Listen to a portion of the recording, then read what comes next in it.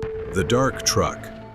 Jack Carson, a rough-mannered, long-haul truck driver known for taking jobs no one else wanted, embarked on a long journey down an infamous, desolate road. His truck was tightly sealed, labeled only as medical supplies. The highway stretched endlessly, eerily quiet, with no signs of life except for the occasional rustling of dead trees in the wind. It was the kind of road you only took if you absolutely had to. Jack stopped at a solitary, dilapidated rest area. He stepped out for a smoke, the silence pressing on him like a physical weight. The wind carried faint, eerie whispers. Jack couldn't tell where they came from, but as he looked around, there was no one in sight. As he leaned against the truck, breathing in the air, a soft yet menacing voice whispered in his ear.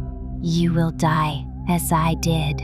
Startled, he turned around, dropping his cigarette, but there was no one there.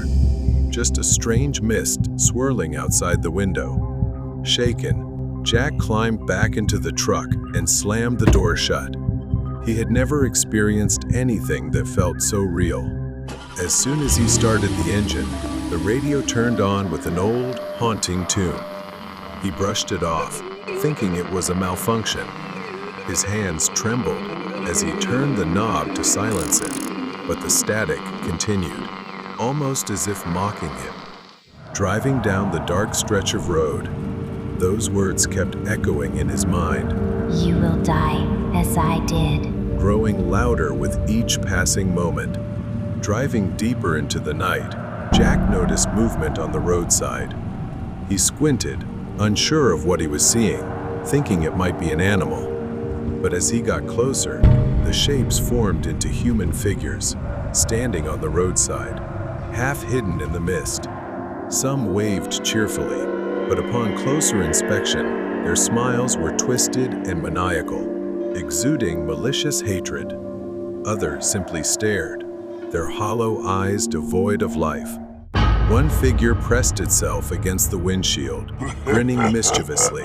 Jack held his breath as he slammed on the brakes. The figure vanished as soon as he looked away, leaving only the sound of the truck's tires screeching against the pavement. He gasped for breath, panic rising. What the hell is going on? Jack's eyes darted from side to side, trying to make sense of the shapes in the mist. The highway seemed endless. Jack could feel fatigue setting in. His eyelids grew heavy, and the road stretched on endlessly. He eventually stopped at another rest area, hoping to catch some sleep. Jack leaned back in the cabin, closing his eyes and falling into a deep sleep, the hum of the engine lulling him into a false sense of security. Then Jack woke up with a start. A weight pressed against his chest, making it hard to breathe. His hands were pinned to the seat, leaving him unable to move. A wailing scream tore through the air, very close, as if it came from right in front of Jack. His eyes shot open wide. A figure, a woman, stood before him, her mouth open in a silent scream, her eyes milky white and hollow. He couldn't breathe. He couldn't move. Jack tried to scream, but no sound came out, as if the world was closing in on him. And then everything went dark. He jolted awake, gasping for air. The sun was rising as Jack stepped out of the truck, his body trembling. He couldn't shake the feeling that something had tried to take him. The mist had cleared, but the memory of the woman's wailing cry lingered in Jack's mind. Jack returned to the desolate road he had driven 1,000 times before. Tempted by money, he ignored what he had seen before. The thick fog swallowed everything. A figure, barely visible in the mist, darted in front of the truck. Jack swerved, yanking the wheel hard. The truck veered, narrowly missing the faint figure as it lunged toward him. His breath caught in his throat, his hands gripping the steering wheel tightly. As the truck wobbled back under control, Jack glanced into the rearview mirror. Nothing, no figure, no movement. Shaking, he took a sip of coffee. The bitter taste did nothing to calm him. It wasn't long before Jack's anxiety turned to sheer terror. Suddenly, an icy chill swept through the cabin, making the hair on his neck stand up.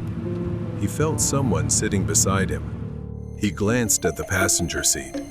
A pale woman with sunken eyes and disheveled black hair, dressed in tattered clothes, sat there in eerie silence. She slowly turned her head to face him, staring intently. Now it's your turn to pay for the lives you've taken. Jack gripped the wheel, struggling to keep control of the truck, demanding to know who she was. Then the woman lunged at him, her icy hands tightening around his neck.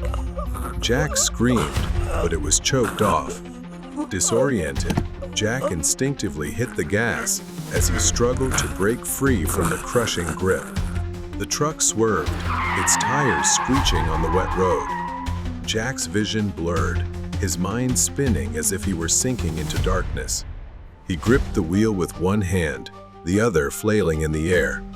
His fingers passed through her futilely. "Please don't do this." The woman didn't respond, her gaze glowing with a deadly hatred. Jack felt the truck slipping out of control, sliding sideways toward the edge of the road. He tried to hit the brakes, but his legs were numb. Jack's world went black. His body slumped into the seat. The truck careened off the road, the sound of metal scraping against gravel and dirt filling the air until it crashed through the guardrail, plunging into the ravine. The next morning, police investigators arrived at the crash site. The mangled truck lay at the bottom of the ravine, its cargo spilled across the ground. They found Jack's body in the driver's seat, his neck twisted to one side, bruised heavily as if something had crushed it. Investigators and forensic teams began examining the wreckage. Beneath the layers of cargo, they uncovered sealed containers marked with warning labels. Then they uncovered a horrifying truth. Hidden among the legitimate goods were human organs. Jack wasn't just a truck driver. He was a trafficker of human organs, disguised as a legitimate cargo hauler. As the investigation unfolded, it revealed an illicit network that Jack was a part of, operating under protection for years. Many innocent lives had been lost at the hands of these merciless criminals.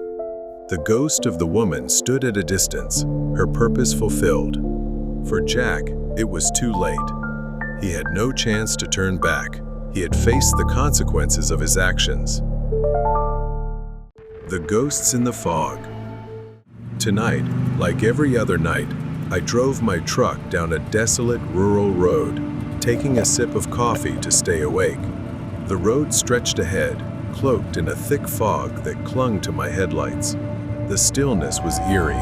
No cars, no animals, just the hum of my engine and the faint crackle of the radio. I considered stopping to wait, but decided to keep going. Moving felt safer than sitting in the dark. A faint smell wafted in, like something metallic. At first, I thought it was just the engine, but it grew stronger, sour and rotten, mingled with the scent of decaying bone. It was stifling, worse than anything I'd ever smelled. I rolled up the window, but the stench lingered, filling the truck like a living thing. My stomach churned violently, and I pulled over to the side of the road. I stumbled out of the truck, gasping for fresh air, but the stench clung to me, lingering in the air. Unable to bear it any longer, I began vomiting. Once I was done, I quickly covered my nose as the smell still hung thick in the air. As I straightened up, I noticed movement ahead, a figure limping across the road, slow and deliberate. The figure was a man. He wore a torn white shirt and black trousers, the fabric old and frayed. I froze, watching him cross the road, oblivious to the faint presence of my truck. His head was slightly bowed, his face obscured by the fog. I climbed back into the cab, intending to approach him. As I drove closer, my headlights illuminated the road ahead, revealing more figures emerging from the fog. All dressed in old-fashioned clothing, moved disjointedly, They limped in unison, heads bowed. They didn't seem to notice me or each other, moving toward the darkness on the other side of the road. I kept driving. Then, from the same direction, a smaller figure appeared, a child, maybe in their early teens. The dense fog surrounded him as he stood motionless on the road, head bowed. Uneasy, I thought the boy might need help. I stopped the truck and stepped out once more. I approached him. "Do you need help?" I called, my voice trembling despite my best efforts to stay calm. The boy didn't respond. Instead, his body remained unnaturally still, his head bowed like a puppet with its strings cut. A heavy silence blanketed the road. I swallowed hard and took another hesitant step forward. Suddenly, the boy's head snapped upward with a jerky motion, the crack of his neck loud enough to echo in the stillness. His face was pale and vacant. I stumbled backward as he tilted his head, as if studying me. Then an impossibly wide mouth opened, a gaping maw that hissed a single word. "You won't escape!" Before I could react, he lunged forward, his icy hands clamping around my leg like a vise. He tightened his grip further. I kicked desperately, trying to break free. Pain shot through me as my knee hit the road. I clawed at the ground, panic surging through me. With all my strength, I yanked my leg free and scrambled backward. My hands and knees burned from the sharp gravel, but I didn't care. All I could think about was escaping. The boy stood and started running toward me, his arms flailing and legs bent at unnatural angles. I stumbled toward the truck, with him right behind me. I dove into the cab and slammed the door shut, fumbling with the lock. His scream was deafening, shaking the truck's windows. His grotesque face, with its gaping mouth, pressed against the windshield. His hands slammed against the glass, leaving smears of something dark and viscous. Trembling, I turned the key and slammed my foot on the gas. The truck lurched forward, throwing him off the hood. His twisted body writhed as he stood back up. In the rearview mirror, I saw him standing in the road, surrounded by other nameless figures emerging from the fog. The road stretched endlessly ahead, the fog growing thicker. They stood motionless, watching as my truck sped into the darkness. The road stretched ahead through thick fog. I couldn't stop thinking about the faceless figures I'd seen before. Days had passed since I escaped the boy in the fog. Their hollow presence, the way they lunged toward me. It felt like they were still out there, just beyond the reach of my headlights, waiting for me. But I couldn't turn back. My delivery had to be made, and this was the only road. Then that smell hit me again faintly at first.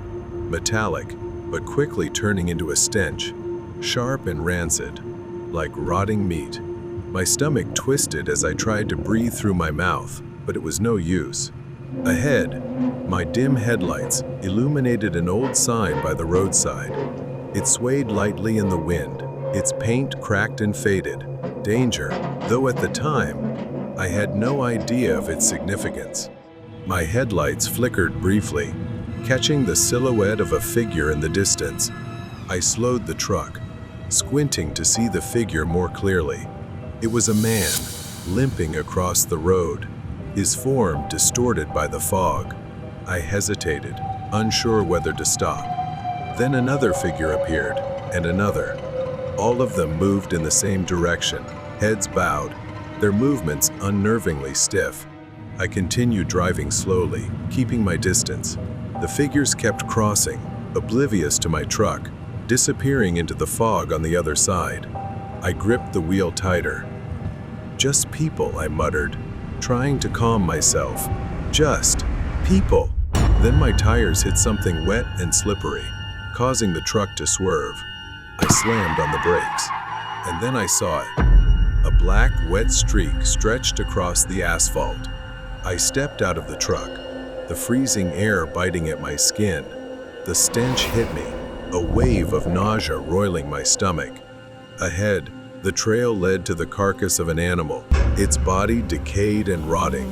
Flies buzzed frantically around it, staining the road with wide, dark streaks. I was about to leave, but then something caught my attention farther down the road, shapes moving in the fog. A group of people stood by the roadside. Their movements were strange, unnatural. The next sound that reached me was growling, and perhaps chewing, as if they were gnawing on something. The fog thinned enough for me to see them clearly. I didn't know what they were, but they resembled the things I had seen before, only much more terrifying. Horrifying hollow cavities gaped on their faces and bodies, oozing a black, tar-like fluid. Some of them hunched over another animal carcass, gnawing on its remains with clawed, deformed hands. My gasping breath broke the silence. Then their movements suddenly slowed to a halt. For a moment, I froze, and the others followed suit, all raising their heads in unison. They were looking at me. Then they began running, charging toward me. Their bodies twisted and contorted, their growls morphing into frenzied screams. They were faster than I imagined. I stumbled, fumbling for my keys as I turned back toward the truck.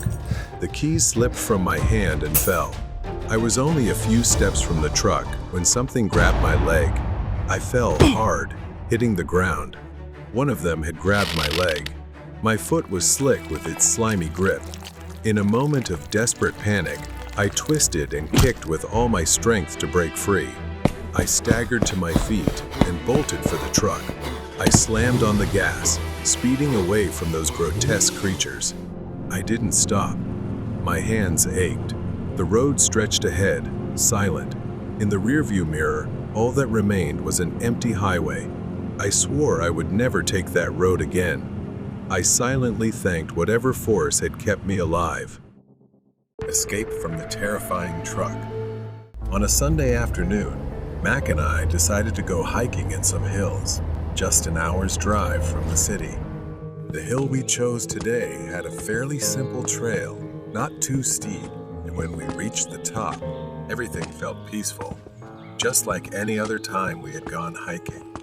After a short rest, we started heading down, but just 10 minutes later, Mac began complaining about the rough path. He wanted to take a different trail down. I hesitated but eventually agreed. We hadn't seen another soul since we started our descent. Then we heard the sound of an engine. A rusty, heavy red truck was coming toward us. The man driving rolled down his window and flashed a smile that seemed friendly enough, but something felt off. He offered us a ride. Mac, always trusting, thought the guy seemed nice enough. I wasn't so sure. Mac begged and convinced me to get in, saying it was only a 10-minute drive. I was cautious, but I got in with him. Inside, the truck was shabby but clean. As we settled in, I instinctively started scanning my surroundings. My eyes were drawn to the floor, where I saw a coil of rope behind the driver's seat. Unease began to creep in. 10 minutes passed. We were no closer to the main road, and the woods around us grew denser. I asked the man how much longer it would take. He said we were just taking a different route and that we'd have to stop somewhere to pick up his stuff. We stopped in front of a small cabin, hidden deep in the woods. There was an old tree stump out front, with a large axe stuck in it as if he had been chopping wood. I glanced at Mac, but he seemed excited and trusting of the man. The man turned off the engine and got out of the truck. He said, Stay here. I'll be right back. As soon as he was out of sight, panic started to rise within me. I turned to Mac, pleading with him to leave, not to get out, but he didn't see the danger I saw. That's when I turned back to the truck and saw it. Half hidden under the driver's seat was an axe. Dark stains covered the blade stains that could only be blood. I quickly told Mac to look. He froze, his face turning pale as he realized the danger we were in. Without another word, we bolted into the forest, fleeing the imminent threat. We crashed through the thick underbrush, not caring where we were headed as long as it was away from that cabin, trying to stay on a trail to avoid getting lost. Finally, The trees began to thin, and I could see the wooden fence surrounding the parking lot. A wave of relief washed over me. But then I saw it. The man's truck was parked on the other side of the lot, engine off, lying in wait like a predator ready to pounce. Mac wanted to run to our car, but I held him back. The parking lot was too wide, too exposed for us to make a safe escape. We hid behind a large tree, cloaked in the darkness. Time seemed to stretch, each second feeling like an eternity. As night fell, I heard a sound. The truck's door creaked open. The man climbed out, glancing around the forest once more. Mac made a mistake. He stepped on a branch, causing a snap. The man noticed and lingered for a moment, then started walking toward a nearby tree. We covered our mouths, hearts pounding, afraid to breathe or move as he came dangerously close to where we were hiding. Just then, a forest ranger approached the truck. The man seemed startled or afraid of being caught, so he quickly returned to his truck and drove away. As soon as he was gone, we bolted to our car, not stopping until we were inside with the doors locked. We sped out of there as fast as we could. That night, we drove in silence. The danger was behind us, but the fear lingered. As we finally returned to safety, I couldn't help but think about what might have happened if we had stayed in that truck any longer.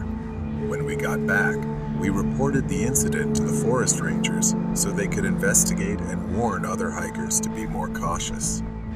The haunting of Route 23.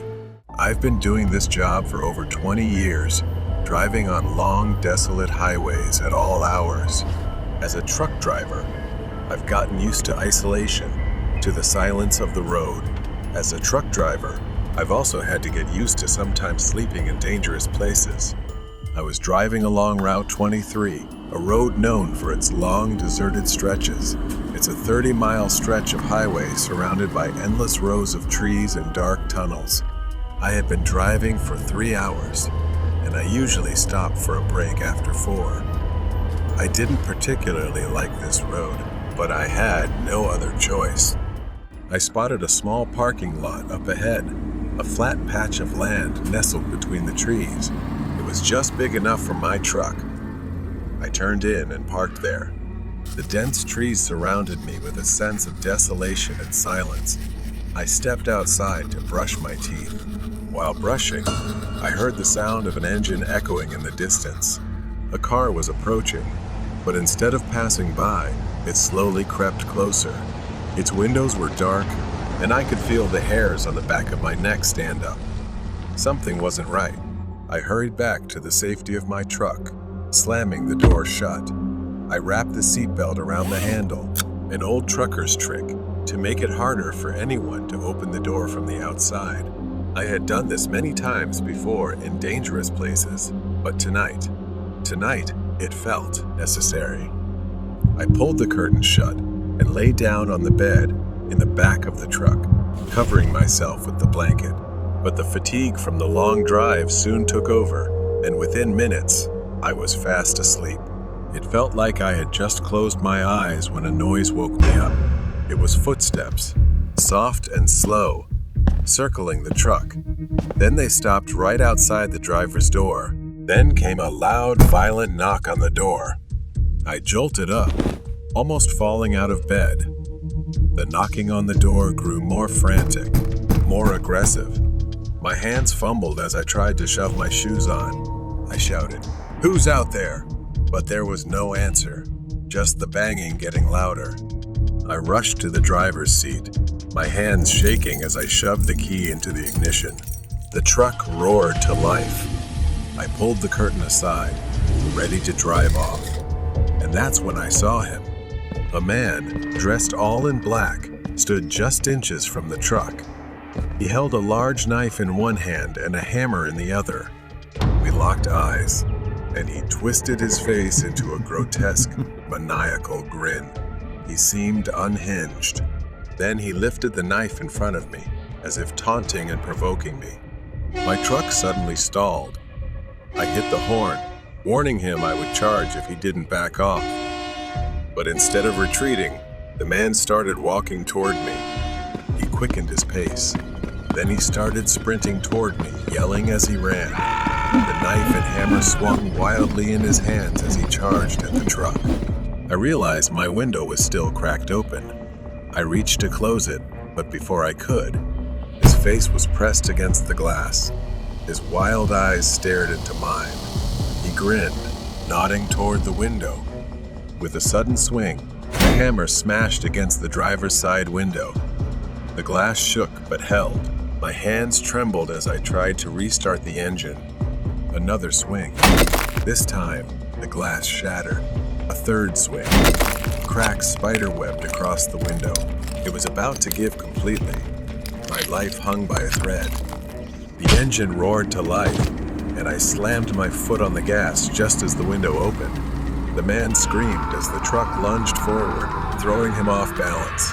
His hammer was still lodged in the broken window as I sped away.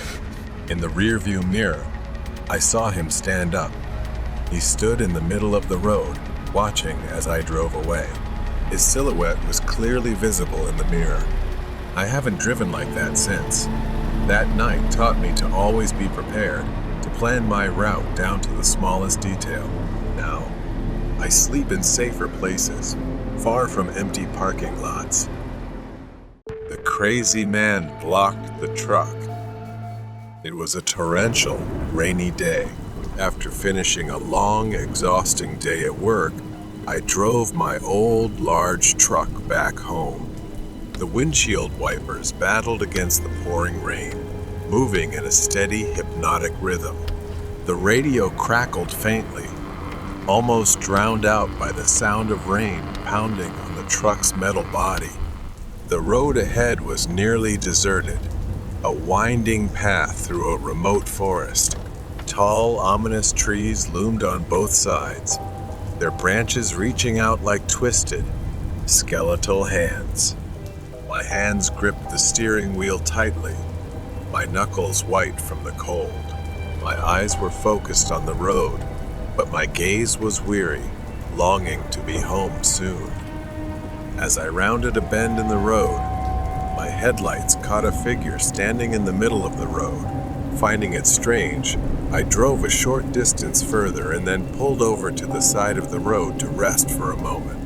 From a distance, there was that figure again. The silhouette was of a man, his hair disheveled and soaked by the rain. He stood motionless, his head slightly tilted to one side, staring straight at me with wide, unblinking eyes. His clothes were tattered and drenched, clinging to his gaunt frame. In his hand, he held something long, thin, and menacing under the headlights. My heart raced as I stared at the man, an instinctual sense of danger warning me. The man did not move, did not blink, just stood there, staring. My breath fogged up the window as I pondered what to do, making his already ominous figure appear even more distorted and terrifying. But before I could act, the man suddenly lunged forward, slamming his hand on the hood of the truck. The force of the impact made me jump out of my seat, my heart pounding. The man's face was now just inches from the windshield. His eyes were wild and bloodshot. I recoiled in horror as I realized the object in his hand was a long, sharp needle, attached to a syringe filled with a murky yellow liquid. The man's mouth curled into a deranged smile, revealing yellowed and cracked teeth.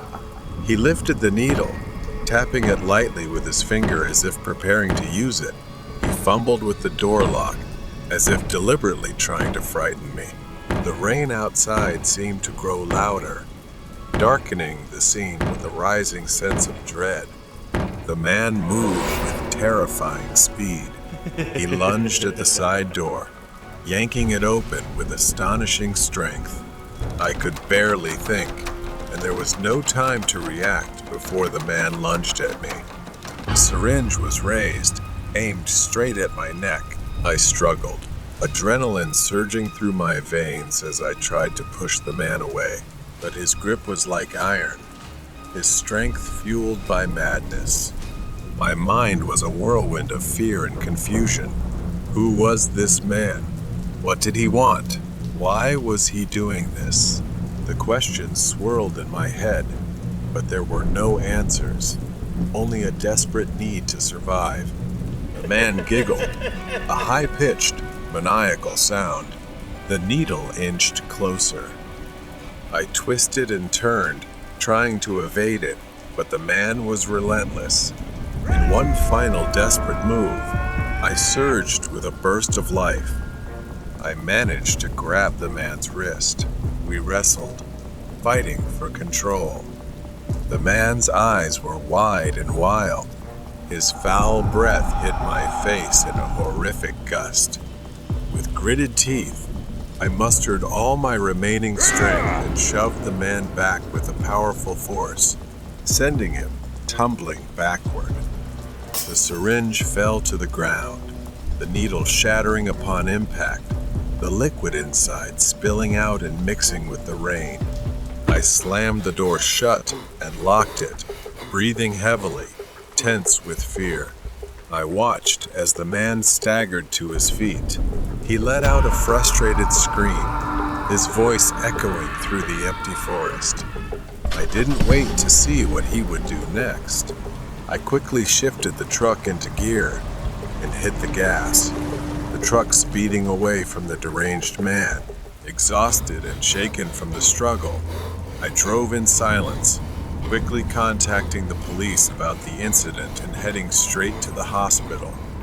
The man's wild eyes, his maniacal grin, the syringe filled with that strange liquid, they all haunted my mind.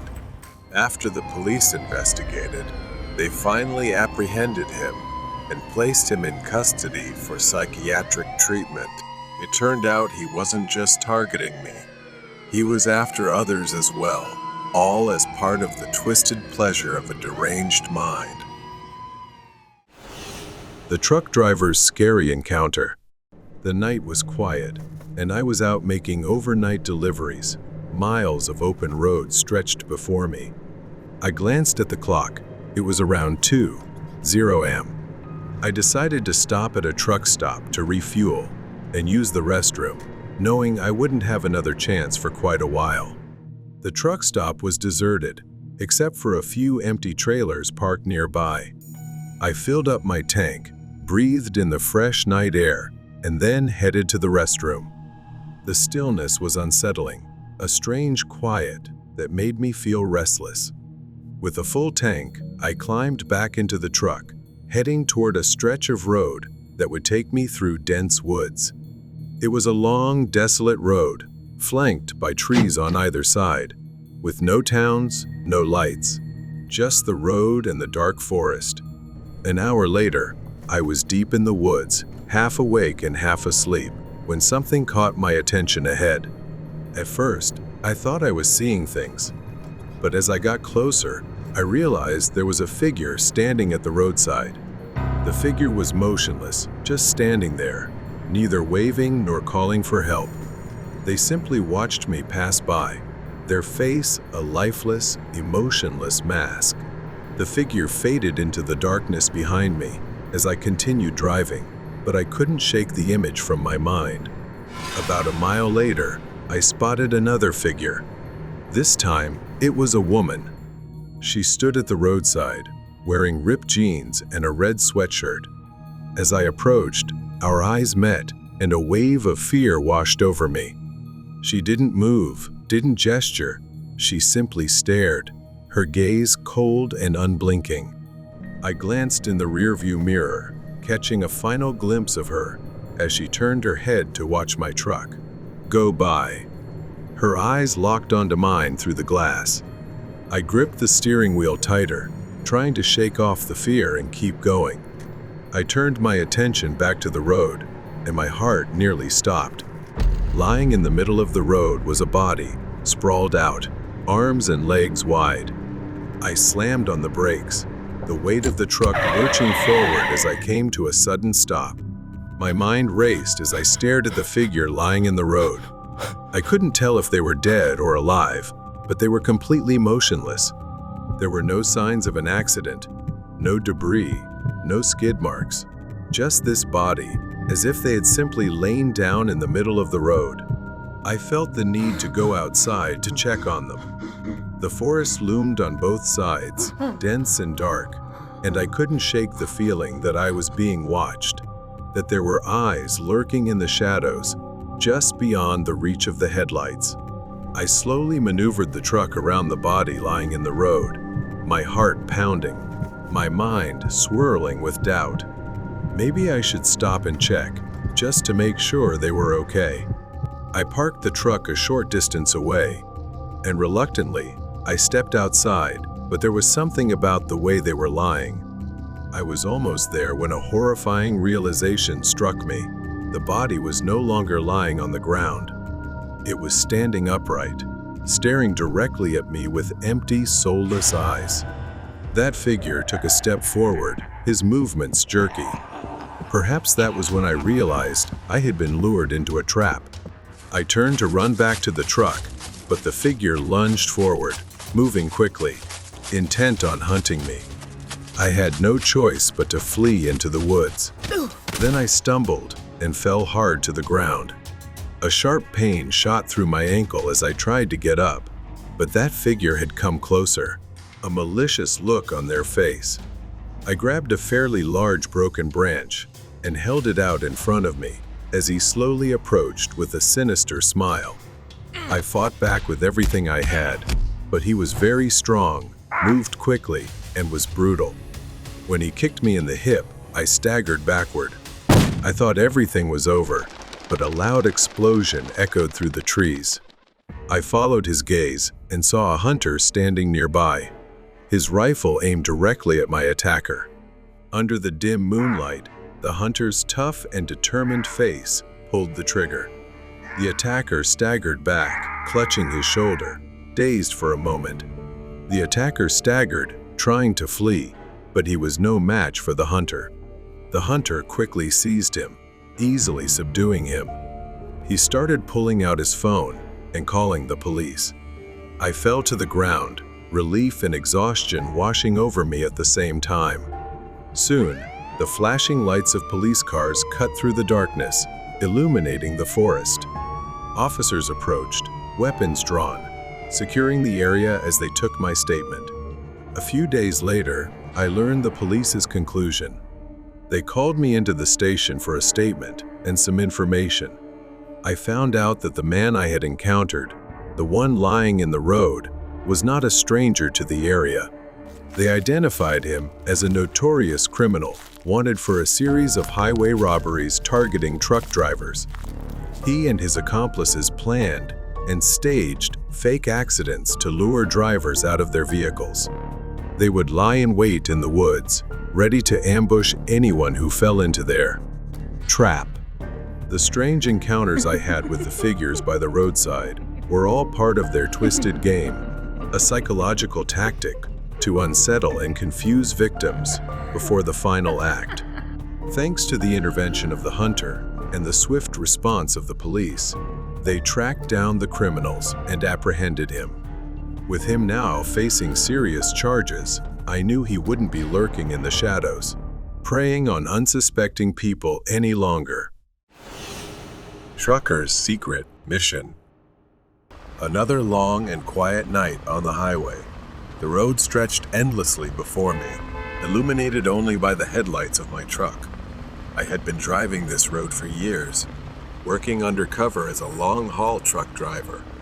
My real job was much more dangerous, tracking criminals, operating on these desolate roads under the cover of darkness.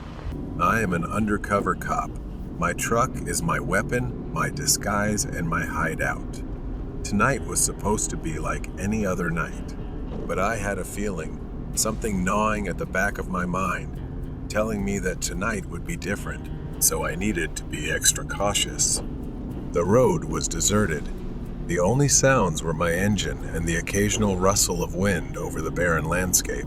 I kept my eyes on the road, scanning the distance for any signs of trouble. Criminals often use these isolated highways to conduct their business, and I've made it my mission to stop them. Suddenly, I spotted a figure standing by the roadside, waving for me to stop. It was late, too late for anyone to be out here. My instincts kicked in immediately. Something was off. I slowed down and stopped by the roadside. The man approached, his face shrouded in darkness. He looked disheveled, almost deranged. As he got closer, I could see his clothes were torn and filthy. His hands twitched nervously at his sides, and there was a wild look in his eyes. I cautiously rolled down my window. "Do you need help?" But there was something about this guy, something dangerous. He didn't answer right away. Instead, he smiled a slow, eerie smile that sent chills down my spine. Then, he pulled something out from under his coat, a small black box. I recognized it immediately. It was a vial containing a dangerous, illegal substance, something that could be lethal on contact. My heart beats fast. This is no ordinary hitchhiker. He is a dangerous man, and his target is me. The man stepped closer, holding the vial in one hand and a small knife in the other. "Get out of the truck," he said, his voice low and threatening, "or I'll make sure you don't make it through the night." I knew what was in that vial. It was a more dangerous weapon than the knife he held. Just one drop could incapacitate me, or worse, kill me. He knew it too. That's why he smiled like that. I kept my cool. My training kicked in. I had dealt with guys like him before, unpredictable and dangerous. But this time was different. He wasn't just a criminal, he was playing a twisted game, and I was his target tonight. I slowly unlocked the door, my mind racing as I tried to think of my next move. The man continued to smile, his eyes gleaming with some sick satisfaction. "Come on," he taunted, waving the knife. "Get out of the truck, Brian." I froze. How did he know my name?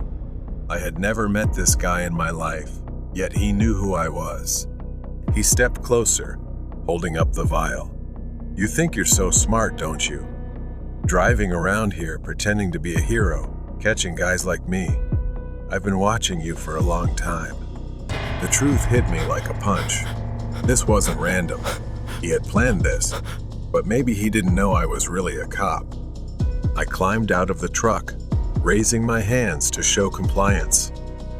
My mind raced, searching for an opportunity. The man circled around me, still grinning like a madman. He sneered, starting to pace back and forth, waving the knife and vial as he spoke. His words grew more erratic. He muttered something about me stealing it from him, but I couldn't even remember what it was. I racked my brain, trying to recall him. I had taken down countless criminals in my time. Drug dealers, traffickers, murderers. Any of them could have a grudge. But this guy, his face didn't ring any bells. His eyes burned with hatred as he said, "Now I'm going to ruin your life." He stepped closer, waving the vial in front of me. He whispered, "Just one drop, and it'll all be over." I stood still, watching his every move. He was too close, too confident. He thought he had won, but he was careless, distracted by his own need for revenge. Suddenly, luck was on my side. As he rambled, I noticed a flaw in his plan, the way he loosely held the knife. How distracted he was. He was too immersed in his own twisted game. Luckily, every time I went on a mission, I always wore gloves to protect myself from hazardous materials. Without warning, I lunged forward, knocking the vial from his hand, sending it skidding across the pavement. He was shocked, but not for long. He swung the knife at me, but I was ready because I had been through it and knew how to handle it. I grabbed his wrist and twisted until he dropped the blade. The struggle was quick and brutal. I used every trained skill to subdue him, pinning him to the ground before he could react. He thrashed, cursing and screaming, but it was over. I had him, As I held him down, panting from the exertion, I asked, "Who are you? Why are you doing this?" He just laughed a cold, empty laugh. I stared at him, the pieces falling into place. He was one of the first criminals I had ever apprehended, a drug trafficker. He didn't forget I waited, planned, burned my hatred for years. I squeezed him. His words stabbed deeper than any weapon. He didn't pursue money or drugs or even freedom. He pursues revenge aimlessly and empty. Once he was subdued, I discreetly pressed for backup, making sure no one knew my true identity, while I waited for the other officers to arrive. I couldn't shake the chill down my spine. This man, this forgotten criminal, had built his entire life around destroying me. The lights of the patrol cars approached. This job wasn't just about catching criminals. It was about the shadows that follow you, carrying grudges from the past that never truly go away. My colleagues took him away. For every criminal I took down, there would be another waiting, another with a grudge, another seeing me as the one who ruined their lives. But now I understood more. The real danger wasn't out there on the road. It was in the shadows, waiting for the right moment to strike. Highway Trap Maker. It had been a long day of driving for me. I glanced at the dashboard clock. It was nearly 9 p.m. I stopped at a small gas station, dimly lit, filled up the tank, and bought an energy drink from the store.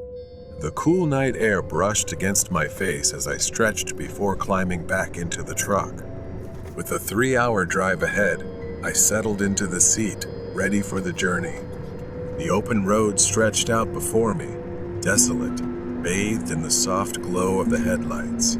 My only companion was the music playing through the cabin. I drifted a bit, feeling slightly drowsy, and quickly focused back on the road, allowing my mind to wander as I sipped my drink, hoping it would help keep me awake. Around 11 p.m., a sudden crackle pulled me from my drowsiness. The sound came from the radio I had on the trucker channel. With everything so quiet, the noise startled me. Through the static, I thought I heard a voice, faint and unclear. The words were difficult to make out, but it sounded like hello or help. My heart raced a little faster as I glanced around, looking into the darkness behind the headlights, but there were no other vehicles in sight.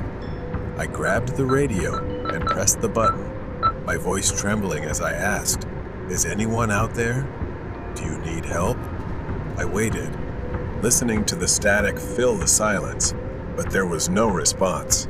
Just as I was about to release the button, my headlights caught something ahead on the road. I slowed the truck down, coming to a stop as I saw a large rig parked in the middle of the road, motionless. It was strange. There were no signs of anyone around, no lights, nothing at all. I pulled over to the side and climbed out, the chill of the night air making me shiver. As I approached the rig, I called out, my voice breaking the strange silence. "Hello? Is anyone there?" But my voice was swallowed by the emptiness around me. I climbed into the open door of the truck and looked inside. My heart sank as I realized it was empty. There was no one inside. The driver's seat vacant, but a jacket hung over the passenger seat, a half-finished cup of coffee in the holder. The radio was silent now, but a faint static still lingered in the air. It was as if the driver had simply vanished. There were no signs of a struggle, no blood, no clues as to where they had gone. A shiver ran down my spine, and I felt an overwhelming urge to leave this place, a growing sense of unease gnawing at me. I stepped away from the rig, scanning my surroundings, my eyes sweeping over the dark fields on either side of the road. The tall grass swayed, casting eerie shadows that shifted under the moonlight. Then something peculiar caught my eye, a faded photo pinned to the dashboard. I squinted in the dim light, leaning in for a closer look. It was a family photo, the kind you might get at a cheap roadside stand. A man stood with his wife and daughter, smiling, carefree. I didn't recognize the man, but there was something in his expression that filled me with a sense of sadness. I stepped back, my gaze lingering on the photo as a chill ran down my spine. That's when I realized this truck wasn't just abandoned. Perhaps it was a trap, deliberately left here to lure someone, anyone, into this desolate stretch of road. A twig snapped behind me, the sudden noise cutting through the night like a knife. My instincts kicked in, and I whipped around just in time to see a figure emerging from the darkness, their face obscured. My heart raced as I took a step back, my mind scrambling for a plan. I was alone, isolated, surrounded only by trees and an empty highway. I couldn't run. He would catch me in seconds. Thinking quickly, I scrambled back into the empty truck, my hands shaking as I rummaged through the cabin. I found a wrench on the floor and gripped it tightly, crouching down inside the truck, preparing myself as I listened for approaching footsteps. The figure approached the open door, his face finally illuminated by the moonlight. He was grinning widely, a cold, threatening smile that made me shudder, and I realized with horrifying clarity that he had done this before. He stepped closer, moving slowly and deliberately, savoring the fear in my eyes. But I wouldn't go down without a fight. I charged at him, swinging the wrench with all my might, catching him off guard. We stumbled out of the truck, struggling on the ground. The night came alive with the sounds of our scuffle, grunts and the scrape of shoes on gravel. He was stronger than I was, but desperation fueled me, making me fight harder, faster. I tried to break free, staggering to my feet as he pulled back, clutching his shoulder. For a moment, we just stared at each other, both of us breathing heavily, the tension thick and suffocating. I gripped the wrench tightly, ready, but he hesitated, a flicker of uncertainty passing over his face. I seized on his hesitation, advancing with the wrench raised. He stepped back, the threat in his eyes replaced with something else, perhaps fear. He turned and ran, disappearing into the darkness, the sound of his footsteps fading until there was nothing but silence. I climbed back into my truck, locking the doors as I settled into the seat, my hands still trembling from what had just happened. I reached for the radio, my voice barely above a whisper as I called for help, my words spilling out in a rush. I told them everything: the abandoned truck, the photo, the man who attacked me. They assured me that help was on the way, that the police would be there soon. The flashing lights of the police car cut through the night, a relief after feeling like the darkness stretched on forever. I watched as the officers investigated the scene, their flashlights casting long, eerie shadows on the ground. One of the officers approached me, his expression grim as he recounted what they had found. The truck belonged to a man reported missing weeks ago. A man with a family, a wife and young daughter. They suspected foul play, but there was currently no sign of him. The man, they found footprints leading into the woods, but they ended abruptly, as if he had vanished into thin air. It was as if the darkness itself had swallowed him, leaving nothing but an unsettling silence. The sun began to rise as I sat in the truck.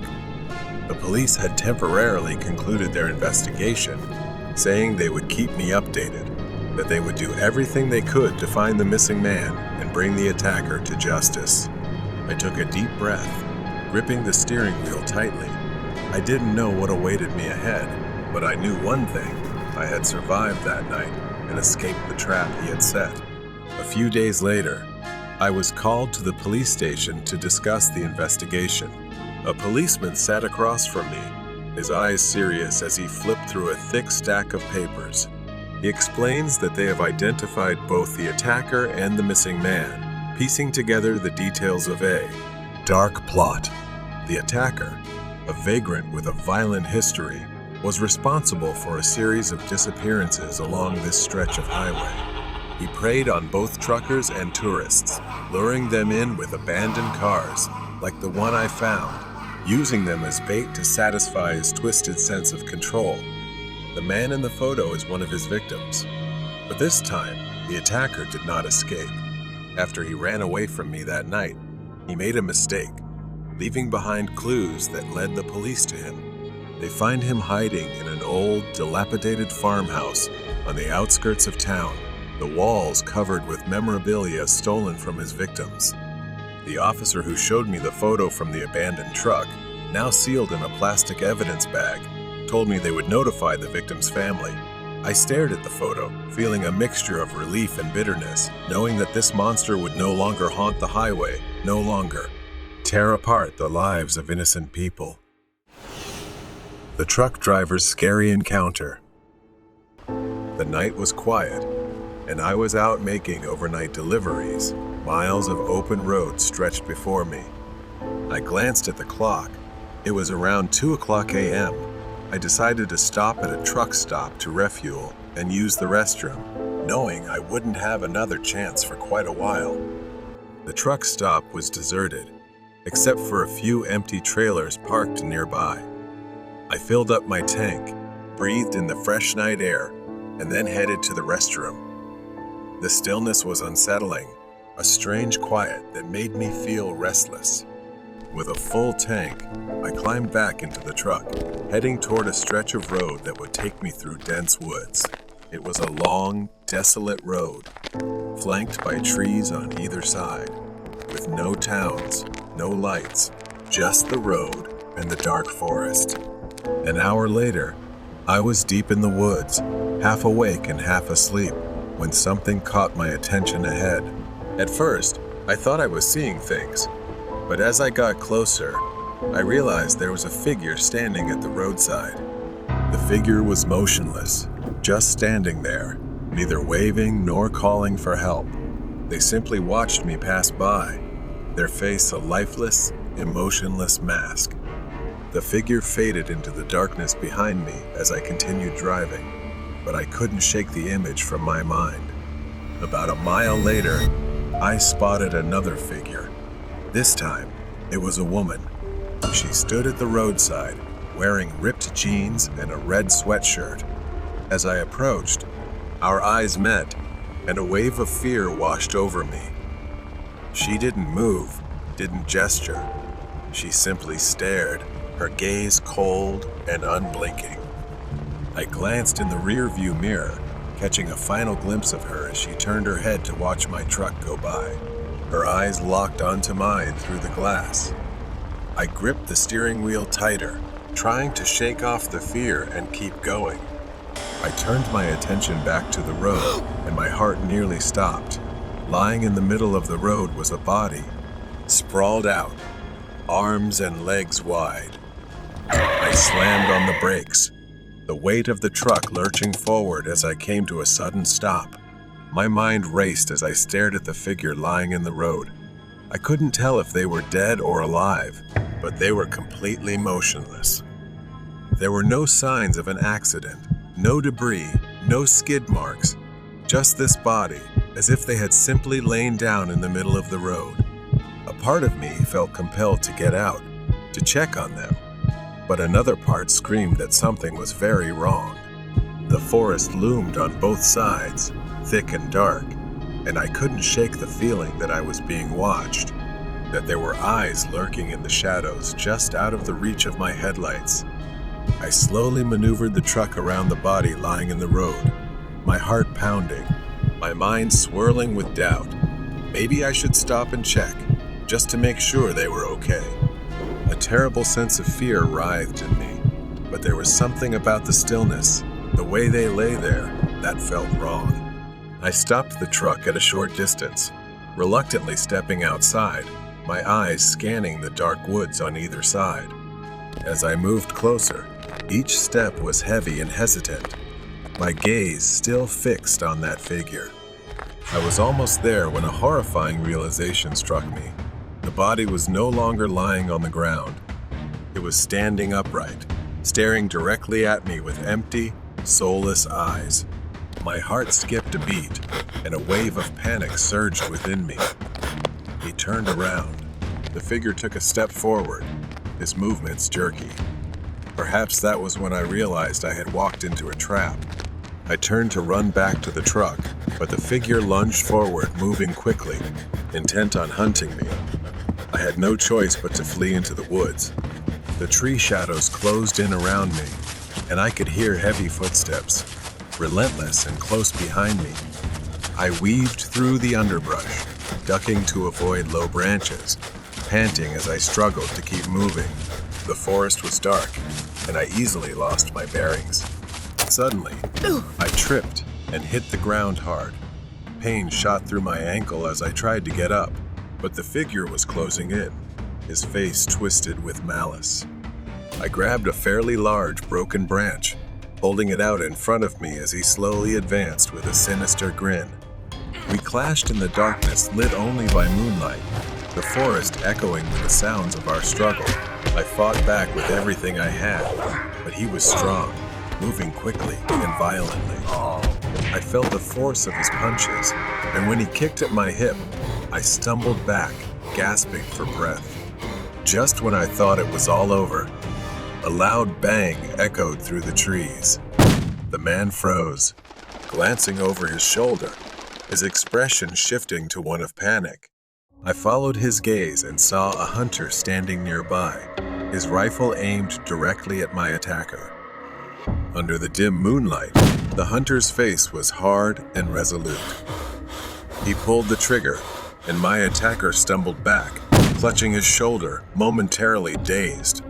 The hunter stepped forward, his presence calm and authoritative, still aiming his gun at the wounded man. The attacker staggered, trying to flee, but he was no match for the hunter. The hunter quickly seized him, easily subduing him.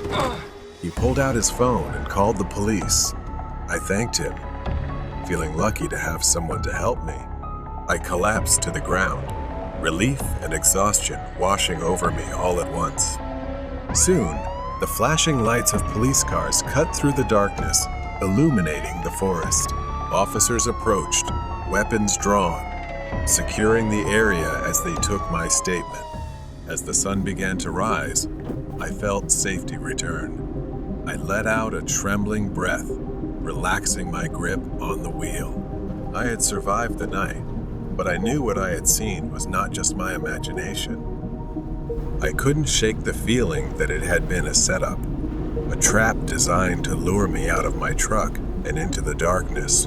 And the scariest thought was that there might be others, lurking in the trees, waiting for me to stop, ready to pounce the moment I let my guard down. A few days later, I learned the police's conclusion. They called me into the station for a statement and some information. I found out that the man I had encountered, the one lying in the road, was not a stranger to the area. They identified him as a notorious criminal, wanted for a series of highway robberies targeting truck drivers on that very stretch of road.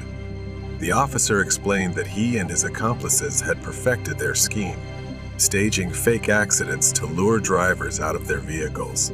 They would lie in wait in the woods, ready to ambush anyone who fell for the trap. The strange encounters I had with the figures by the roadside were all part of their twisted game, a psychological tactic to unsettle and confuse victims before the final act. Thanks to the intervention of the hunter and the swift response of the police, they tracked down the criminals and apprehended him. With him now facing serious charges, I knew he wouldn't be lurking in the shadows, preying on unsuspecting people any longer. As I left the police station, a sense of closure enveloped me. I had survived that night, and though the memory still sent chills down my spine, I knew those roads were now safer for everyone. But I would never forget the dark figures lurking in the woods, or the feeling of being watched from the depths. I climbed back into my truck, wondering how many others had fallen victim to those evildoers, but hoping that I would never encounter anything like that again. The Bloody Delivery. A quiet, secluded suburban neighborhood with winding streets and houses far apart. My name is Nick, and I'm just a pizza delivery guy trying to make a living. Tonight is cold and rainy, the kind of night where windshield wipers have to work overtime. I've been driving these streets for months now, delivering pizzas to people who barely acknowledge me. It's just a job, nothing special. But tonight, I stopped at the same old house. The house that always orders pizza at the strangest hours. It's so remote and isolated. It feels like it belongs to another universe. I've been here so many times I've lost count, but there's always been something off about it. I parked in front of the isolated house at the edge of town, stopping at the end of the gravel driveway, headlights illuminating the crumbling porch. The house looked like it hadn't been cared for in years. Overgrown grass, dusty windows, darkened by old curtains swaying in the wind. I took a deep breath, grabbed the pizza box, and stepped up to the front door, knocking on the heavy wooden frame that echoed loudly. For a moment, nothing. Then, the door creaked open. A woman stood there, her faint smile barely lighting up her pale face, illuminated by dim light from inside. Yet her eyes were distant, unfocused, shadowed. "Here's your pizza," I said cheerfully, trying to shake off the unease creeping up my spine. She reached out for the pizza box, her hand extending. But something about her hand caught my eye.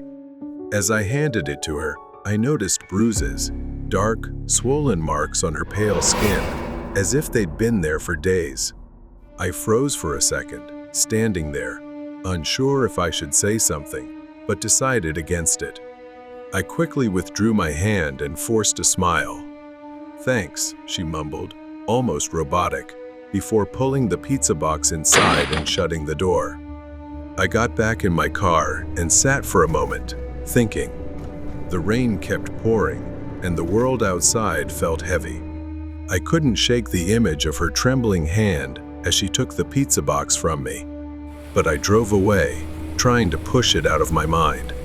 It was just a strange coincidence, I told myself. Weeks passed. Same routine. I delivered pizza to the same house every few days. I started to feel uneasy, my curiosity growing. One evening, after handing her the pizza, I hesitated and asked, "Excuse me? May I ask something?" But the woman only smiled faintly, shook her head, and closed the door, leaving me unsettled. Each time, the bruises and scratches on her hands seemed worse, this time even on her face, as if they had just healed and then reappeared. My instincts told me something was very wrong. Tonight, there was no regular order, but then I noticed something strange, a note hastily written in black ink taped to the door. It read, "Deliver to the back door. Knock 3 times, hard." I followed the instructions. This time, it wasn't her but a man. He stood there, bloodshot eyes, clearly intoxicated, his breath reeking of alcohol. He didn't say a word, just glared at me. I instinctively stepped back, trying to keep calm. He reached for the pizza box, snatched it from my hands, stepped inside and slammed the door shut. I left quickly. One evening, I drove past the house again, not to deliver this time, just passing by after my shift. My curiosity got the better of me, and I glanced at the house. In the second-floor window, a figure appeared behind the curtain, flashing a light 3 times, repeatedly, over and over. But then, I saw the shadow of a man behind her, raising his hand as if ready to strike. I froze for a moment. I sat in my car, unable to take my eyes off the house. Something inside me told me I needed to go back. I didn't know what would happen next, but I couldn't ignore it. She needed help. After some thought, I returned to the house, planning to make up an excuse, saying it was a promotional gift for loyal customers. I felt I needed to see the woman again to make sure she was okay. The woman opened the door to pay, her eyes darting down to her hand as if she was deciding whether to say something. I followed her gaze. Then, her hand slowly moved down in an unusual way.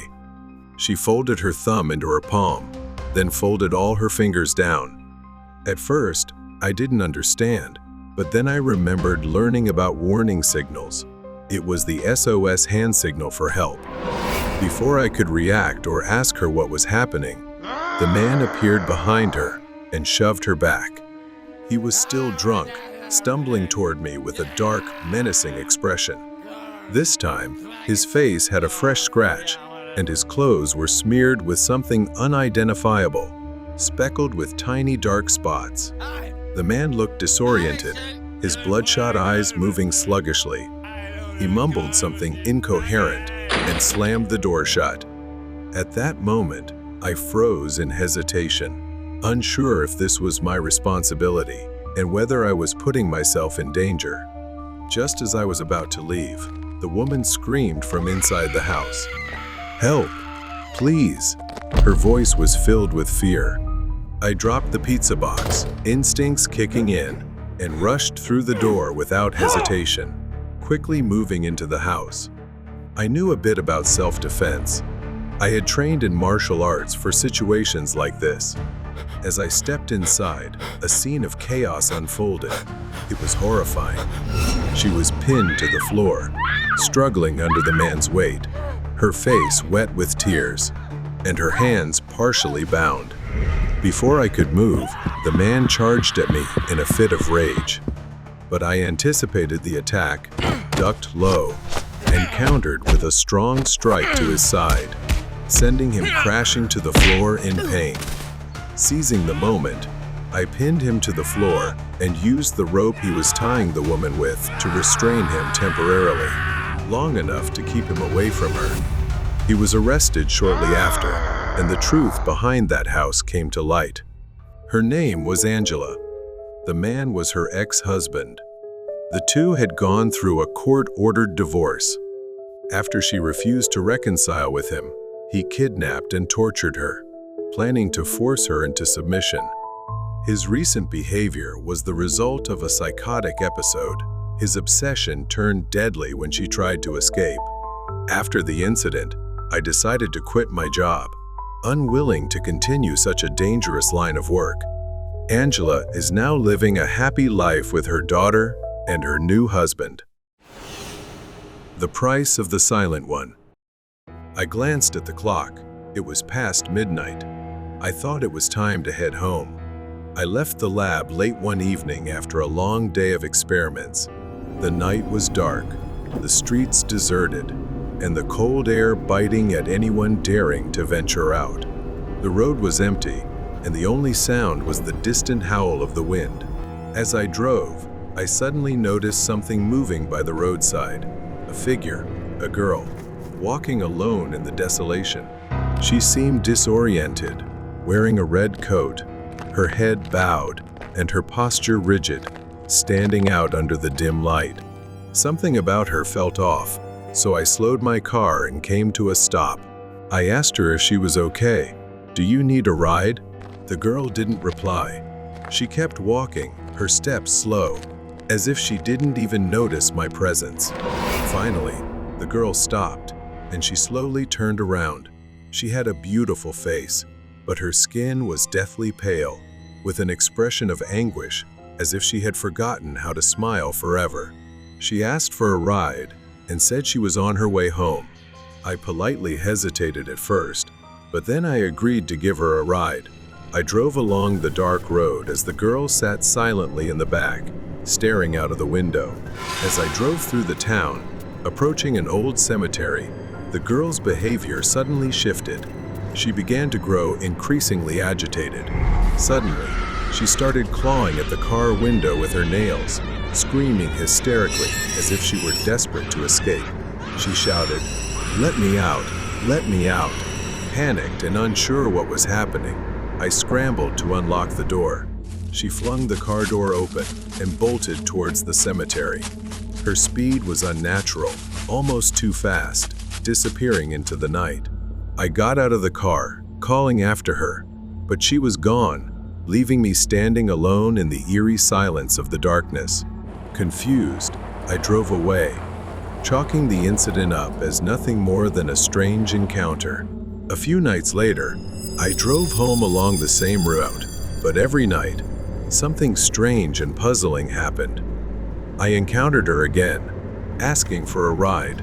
Each time as we neared the cemetery, she would scream, louder than before, and run into the darkness. It was like a looped tape, ending in terror every single time. My curiosity grew, and I began to wonder if I was witnessing something from another world. After 4 consecutive nights of experiencing the same bizarre encounter, I couldn't ignore her strange, repetitive behavior anymore. I was haunted by thoughts of what might be happening at the cemetery, and the image of her running remained etched in my mind. The next day, I decided to visit the cemetery to investigate. I began noticing the old, weathered gravestones, a strange sensation settling over me as I surveyed the area. After some searching, I stumbled upon a gravestone bearing the name Lydia Ward. What shocked me even more was the image on the grave. It was the girl who had asked for a ride. I was frozen in disbelief. Her date of death was engraved as 7 years ago. A chill ran down my spine as I read the words "killed in a ritual." My mind began to spiral as the name and face felt eerily familiar. I couldn't shake the memory of another girl named Lydia. She had been killed in a satanic ritual. I realized that I might have been the one who witnessed her death all those years ago.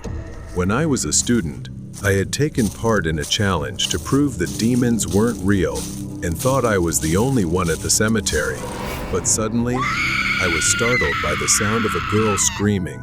I followed the sound and discovered 3 men torturing a girl.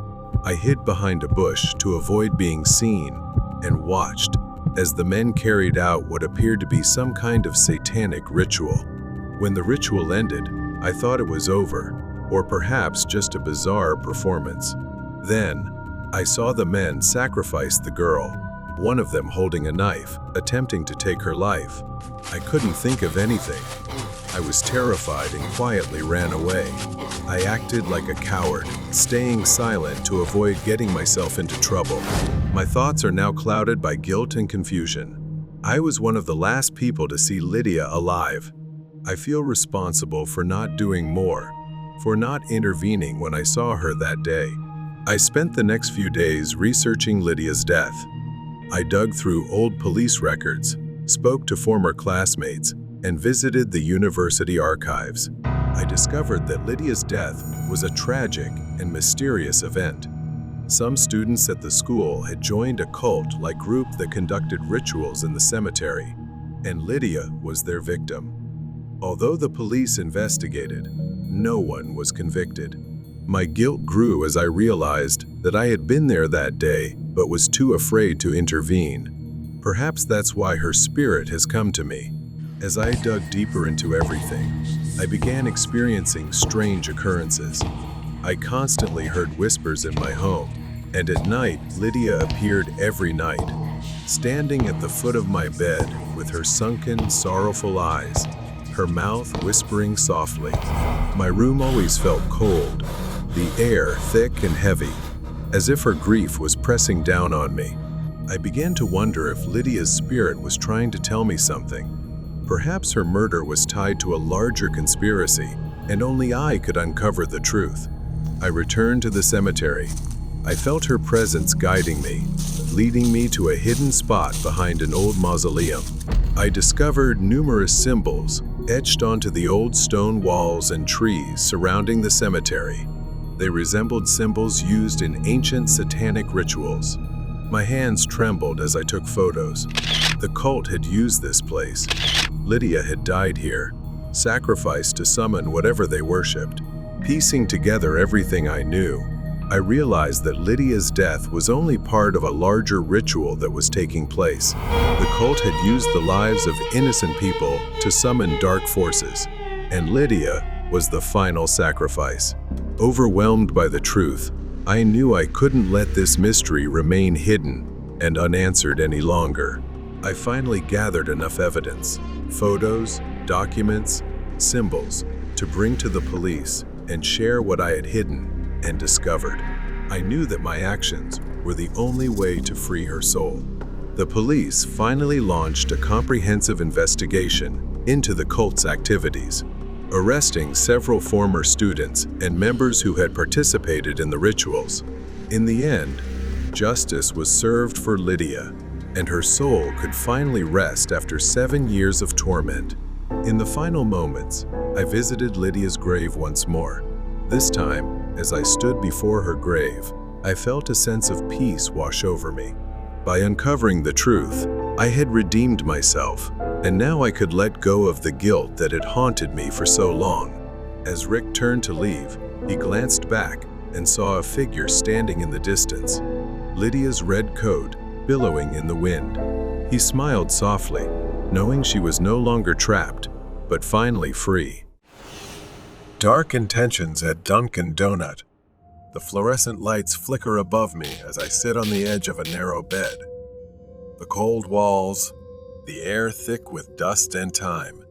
It's been 2 years, but I remember it all as if it happened yesterday. The Dunkin' Donuts shop, the rain, and Jerry. That's where it all began.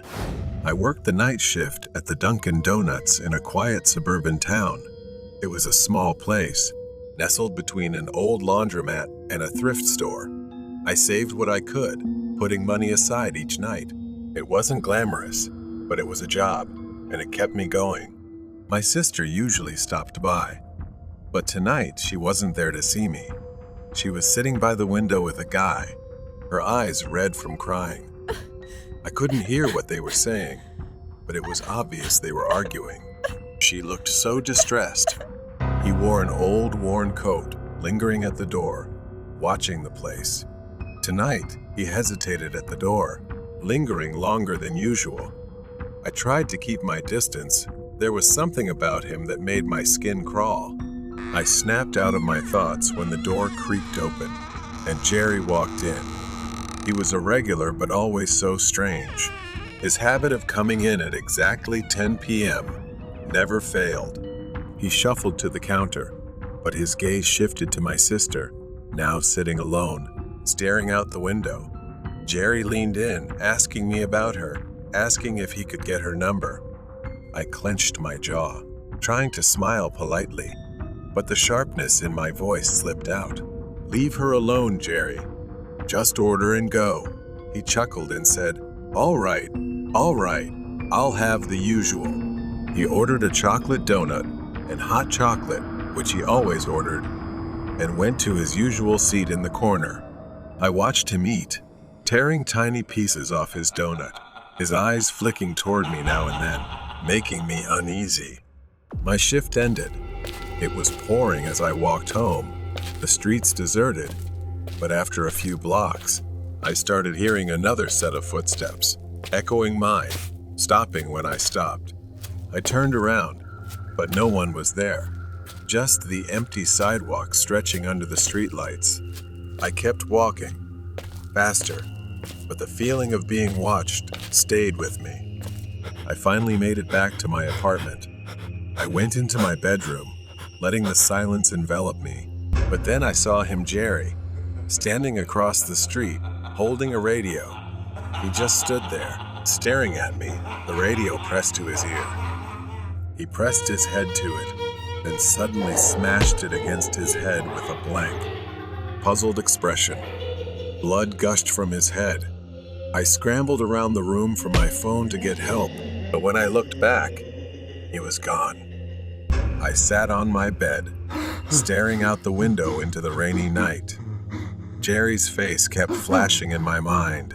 I couldn't take it anymore. I was sick of seeing him every night. And then, a dark thought crept into my mind, and I felt an odd satisfaction as I imagined it unfolding. I needed to teach him a lesson, to make him understand he wasn't welcome. The next night, I returned to the shop, stopping at the back to grab some supplies. I picked up a box of donuts, carefully selecting a chocolate one, just like Jerry's usual order. I pulled a small vial from my pocket, a stimulant strong enough to paralyze him for a while. I injected it into the donut, the liquid vanishing into the soft pastry. I carefully placed the donut back in the box, my heart racing as I imagined Jerry's face when he realized what was happening. I returned home and watched the rain fall outside the window. The donut sat on the dresser, a reminder of the plan forming in my head. As I sat there, an odd sense of peace washed over me. I didn't know where this road would lead, but I knew one thing: I wouldn't have to see Jerry's face staring at me anymore. Wouldn't have to endure his unsettling presence lurking on the edges of my life. The next night, I returned to the counter, watching the quiet stream of customers come and go, my mind racing with the plan I had laid out. The donut box sat in the drawer, hidden away, with one specific donut prepared for Jerry. I spent the whole day thinking about it, rehearsing the moment in my mind, imagining his face when he realized what I had done. I checked the clock. Almost 10 p.m. The door opened, and Jerry walked in, moving with his usual unsettling calm. I noticed a new scar on his forehead, a reminder of his strange behavior the night before. He glanced at the menu, but his focus was entirely on me. Then he reached into his pocket and pulled out a wad of cash, throwing it directly at my face. I could feel my anger boiling inside from his action. I reached into the drawer and pulled out the box with the special donut inside. I took him to the table, keeping my face as neutral as possible. He accepted it with a smirk. Then I went back to waiting for what I wanted. I stood still, watching Jerry slowly move his hand to the plate and take out the donut I had prepared for him.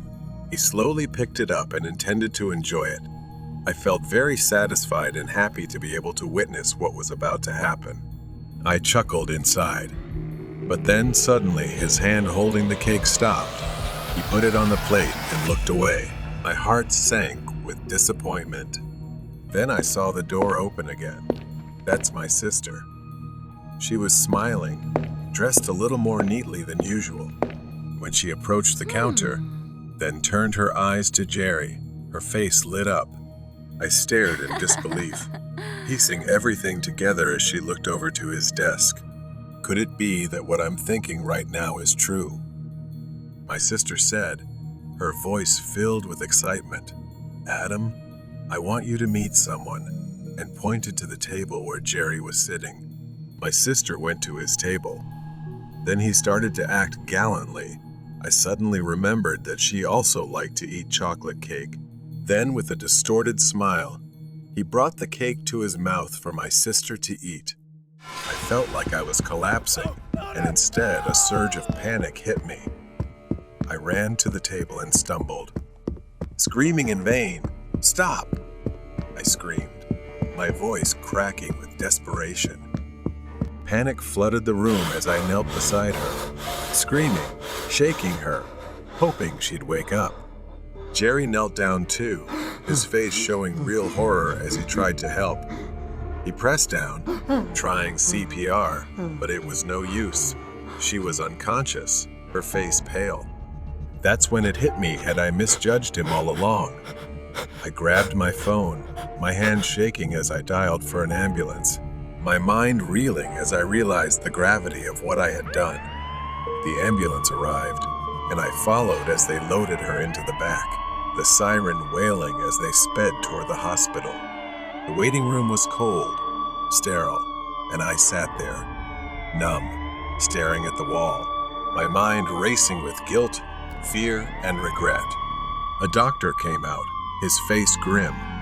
He told me she was alive, but barely.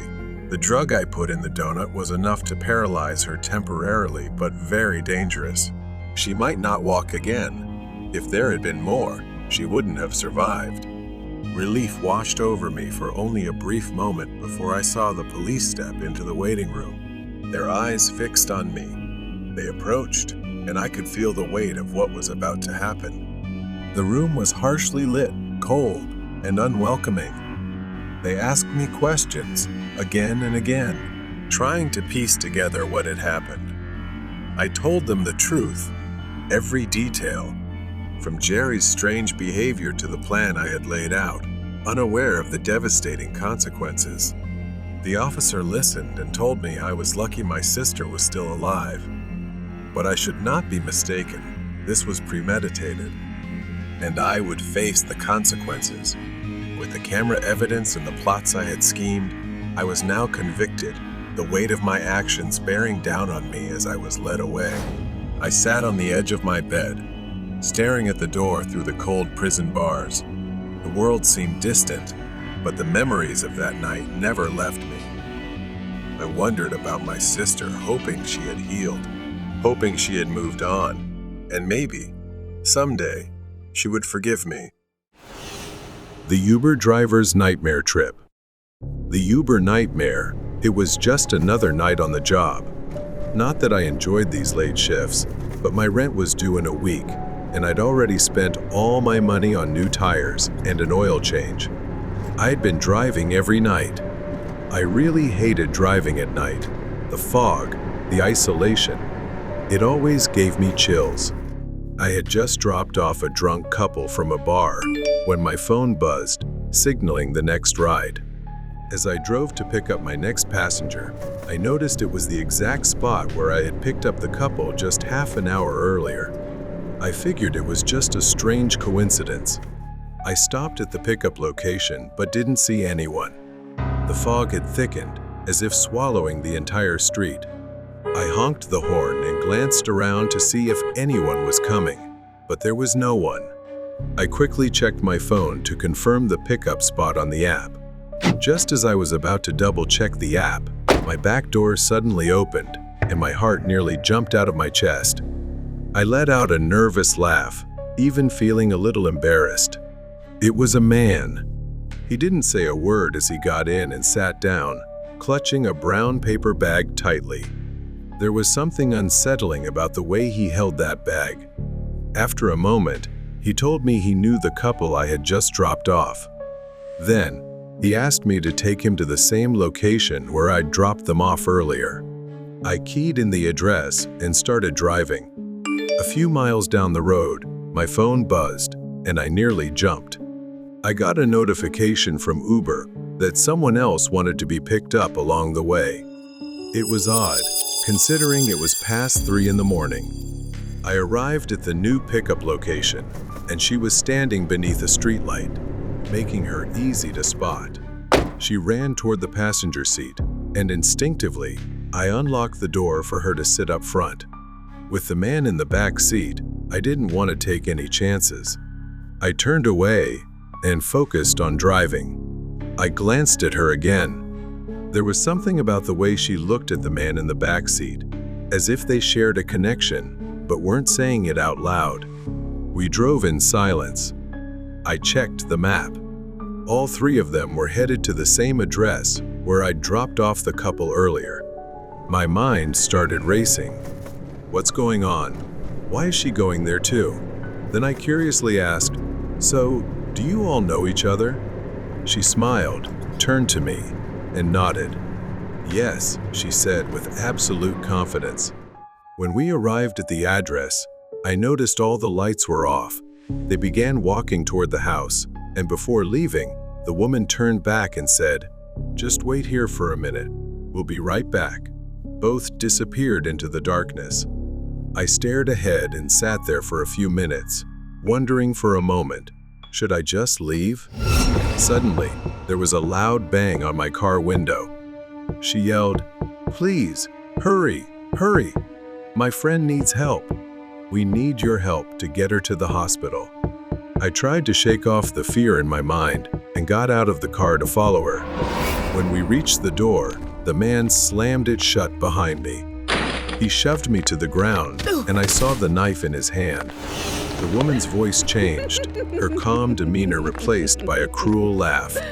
She slowly turned to me and told me to run while laughing maniacally.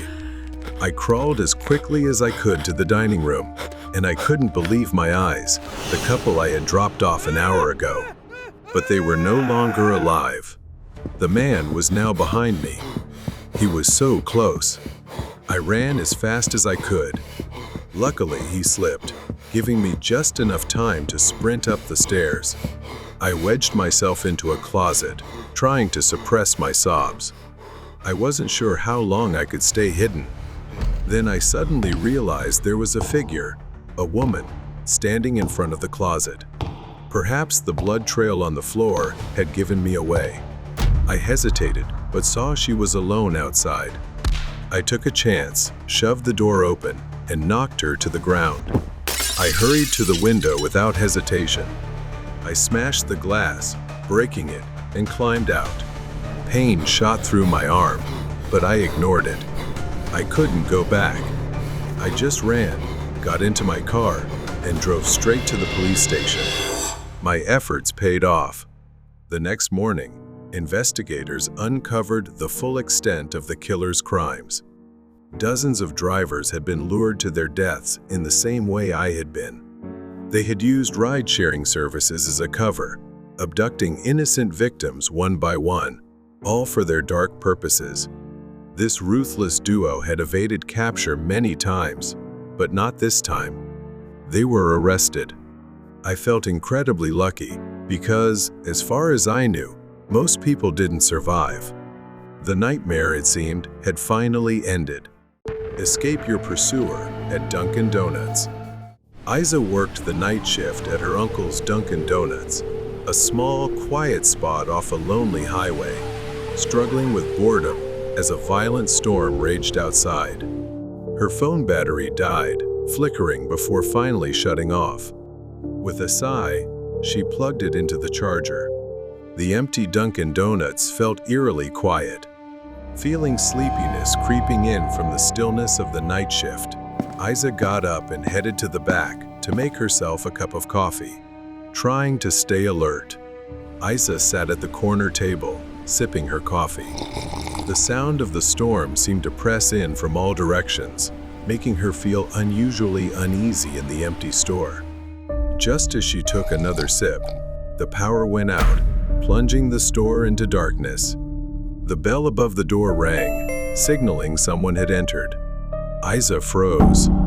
She wasn't expecting anyone, especially during this storm. Blinking, she slowly moved toward the counter, the only light coming from a nearby candle. As Isa lifted the candle, the pale face of a woman emerged from the shadows. Her hair was disheveled, her pants torn in multiple places, and her shirt dotted with what looked like dried blood. Isa, horrified, exclaimed, "Oh my God, you scared me. What happened to you? Are you okay?" The woman's eyes were wide with fear, an expression haunted and desperate. "Please, She gasped. you have to help me. He's coming. If we don't move fast, he'll kill me." Before Isa could respond, headlights swept across the window. A blue pickup truck pulled into the parking lot. The woman grabbed Isa's arm with surprising strength for someone so frail. "We need to hide. Now." Isa led her to the storage room and locked the door. Chaos ensued as the front door of the store opened again, this time revealing a man in his 40s with cold, sharp eyes. Isa forced a smile, trying to stay calm and keep him from suspecting anything. "Good evening. Can I get you something?" The man didn't answer immediately, his eyes darting toward the back room, where the door was slightly ajar. I'm looking for someone. A woman. She came in here, didn't she? Isa shook her head and said it was just her there. Isa was on high alert. The man kept his hand fidgeting in his jacket pocket, as if ready to pull something out at any moment. He seemed unconvinced and stepped closer to the counter, his cold, calculating eyes fixed on her. Are you sure? Things felt wrong. Before Isa could respond, the backroom door burst open. The woman dashed out, holding a fire extinguisher. "Run!" She shouted as she sprayed water into his face, then unleashed a torrent of foam, forcing the man to stagger back, momentarily blinded. They grabbed a baseball bat from behind the counter and bolted out the back door into the raging storm, disappearing into the pitch-black night. Freezing, They ran toward the woods. The man wasn't far behind, his flashlight beam cutting through the darkness as he shouted threats. Finally, they found an abandoned wooden cabin, dilapidated and isolated, its door hanging loosely on its hinges. They immediately began barricading the door with an old table. What now? Isa whispered. The woman pulled out a small knife from her pocket and told Isa that, if necessary, they would face him. She had been running from him for weeks and decided it was time to stop hiding. He arrived and began pounding on the door, trying to force his way in. Isa and the woman exchanged a look, bracing for whatever would happen next. He burst through the door. The woman charged at him, knocking him off balance. Isa, trembling but determined, swung the baseball bat hard at his head. He collapsed to the floor, dazed. The woman quickly grabbed a rope from the cabin and tied the man up while Isa used his phone to call the police.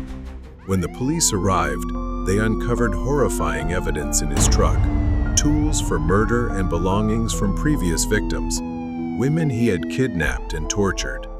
As the storm began to dissipate, it was finally over. They turned to each other and smiled. Seeking the truth.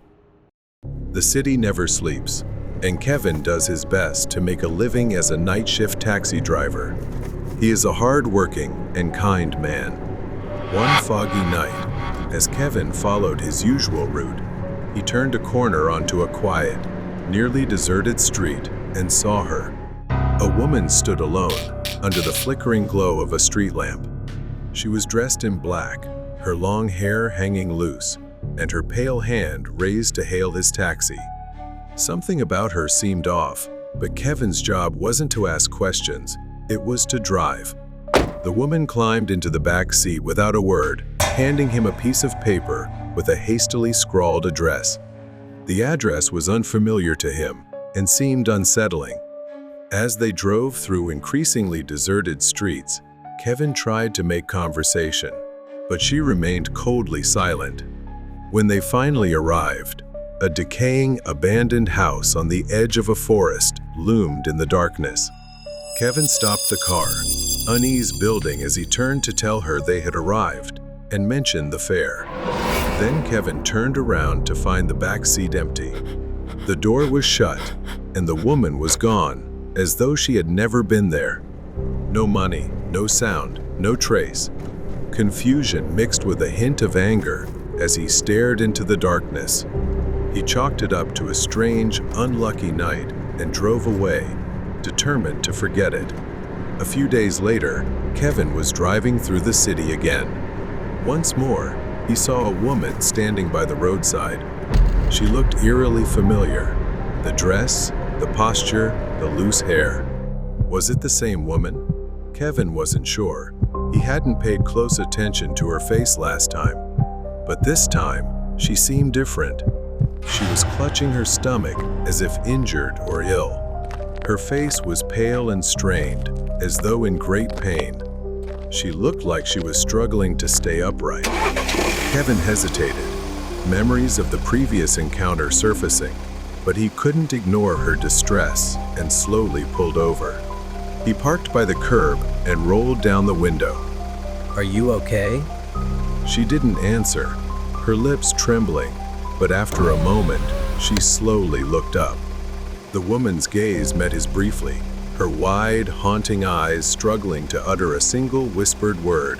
Help! Kevin wasn't the type to ignore someone in need. He told her to get in and said he would take her where she needed to go. She quietly got into the car, her breathing shallow and labored, but she said nothing more. Her presence was icy. She handed him a piece of paper. It was an address near the edge of the forest, close to the previous location. An eerie coincidence. This time, the destination was a hospital instead of an old house. The ride was bizarre. Occasionally, he glanced at her, her hand pressed tightly against her stomach, but she remained utterly still. Her breathing was nearly inaudible, like the distant whisper of the wind, hollow and empty. After what felt like an eternity, Kevin stopped the car. But a cold breeze brushed his ear, sending chills down his spine. Help me. A cold draft swept into the car, making him shiver. When Kevin turned around, the woman was gone. The rear door was wide open, and the seat she had occupied was empty. What the hell is happening?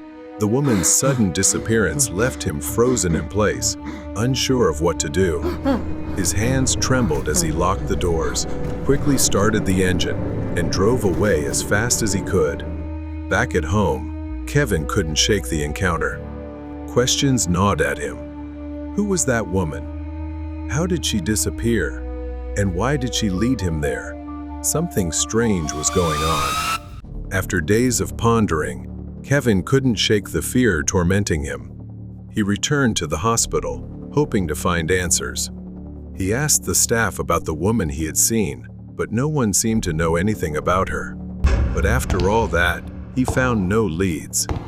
In his moment of despair, he suddenly saw the shadow of the woman he had seen before. She was standing at the end of the hospital corridor, and the place felt eerily empty, save for the two of them. Unable to explain why, he followed her to a locker belonging to a man. The name on the locker read Dr. Don. He had no idea what this meant. Was there a connection between her and this man? Moments later, Kevin was still standing in the hallway, but she was gone. Instead, the usual sounds of hospital staff working, patients moving, and the general hum of life returned. Everything seemed normal again. As Kevin contemplated leaving, unsure of who this Dr. Don was, a nurse's voice called out from behind him, "Dr. Don." He froze and turned to see a tall, slender doctor with a beard and glasses that gave him an air of intellect. Kevin noticed that the people around seemed to hold him in high regard. Kevin questioned himself. Was there anything suspicious about a man like that? He certainly didn't seem the type. Still, Kevin decided to sit and observe. Dr. Don stepped out of his office and headed toward the exit. Kevin quietly followed until the doctor turned around to look at him. The doctor didn't appear worried at all and spoke in a calm, composed voice. Hello, can I help you with something? Kevin, feeling flustered, lied and said he was visiting his girlfriend here. Kevin deflected by glancing at his name tag. Dr. Don, this is my first time seeing you. You seem well liked. The doctor smiled politely and excused himself, but Kevin couldn't shake the feeling that something was off. Kevin returned to the corridor, beginning to feel ridiculous and questioning if he was taking things too far. Then, the woman appeared again at the end of the hallway. A whisper close to his ear said, Help me, please. Kevin froze, but the encounter reinforced his resolve. Maybe it was time to follow his instincts. Dr. Don's silhouette was retreating. Kevin decided to follow him cautiously, and, strangely, Dr. Don was heading toward the very house the woman had led him to before. The old, decaying, and completely isolated house.